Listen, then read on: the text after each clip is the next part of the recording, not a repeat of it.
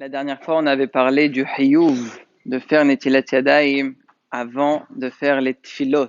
J'ai bien dit les tfilot belashon rabim, que ce soit avant shaharit, minha ou arvit. On avait dit que c'était comme ça le da'at al-Rambam. Et j'ai vu que ça a choqué beaucoup de personnes.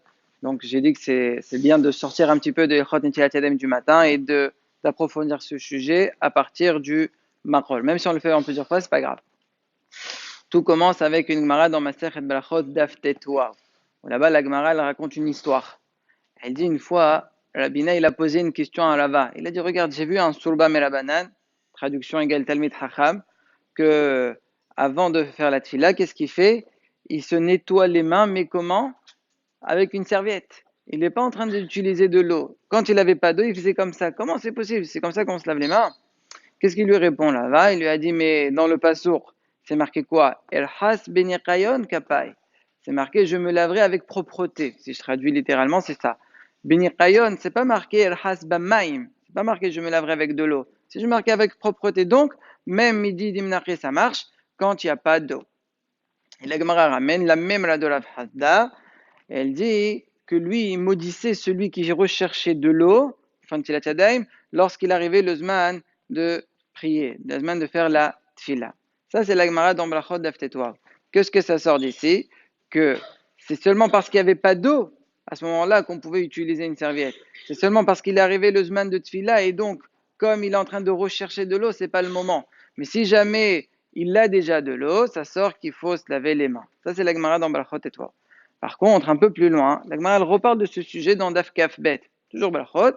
Là-bas, la Gemara elle dit que bat la tachanat Ezra. Ezra il avait été metachen une tevila pour une touma. La Gemara là-bas elle dit que batlou les tevilazo. Et il y en a qui disent que non, c'est pas la tevila, c'est l'intiluta.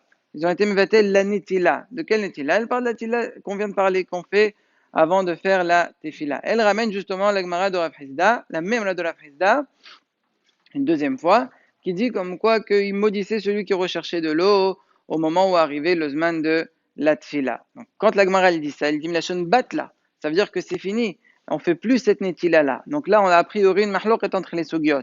D'un côté, on nous dit que c'est un hayuv si tu as de l'eau, et d'un autre côté, on nous dit que non, batla, on l'a annulé. Comment on est mis à chef les sugyot? C'est une mahlok est entre les rishonim. Tosfot, ils disent, pour eux, la façon comment ils comprennent, qu'en vérité, il n'y a plus de chiyuv de faire netilat yadayim avant la tfila bichlal. Puisque, chavbet, on a annulé ce qu'on était dans daf tetouaou. Par contre, Rov Arishonim, ils ne comprennent pas comme ça.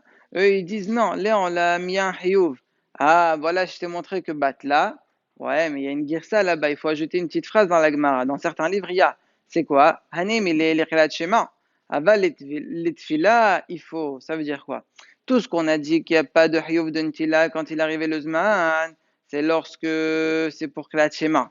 Quand c'est arrivé Klat Shema, le Klat Shema, il est court, son zman, c'est que 3 heures. Si tu vas commencer à chercher de l'eau, le zman, il va passer.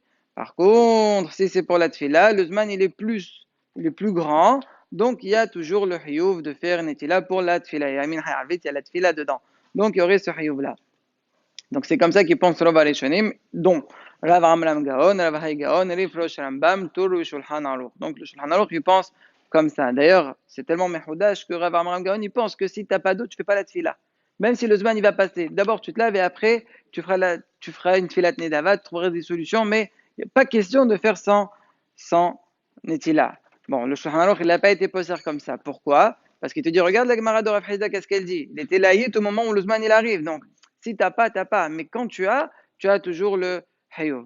Donc ça, c'est la mahloket entre les rishonim. Et le psach, il est qu'il faut absolument faire la netila. Maintenant, on verra le makor avec Keli ou sans Keli et comment on fait cette netila la prochaine fois.